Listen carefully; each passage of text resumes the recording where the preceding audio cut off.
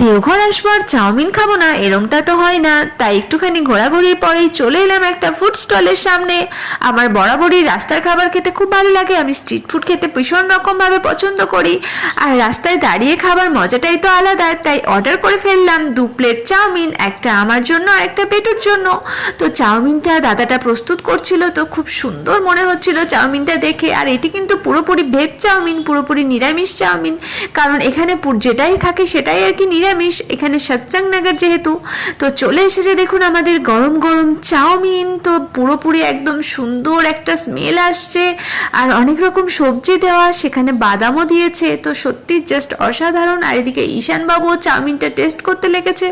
তো যাই হোক, এখন চাউমিনটা টেস্ট করে দেখলাম অসাধারণ বন্ধুরা, খুব সুন্দর খেতে চাউমিনটা।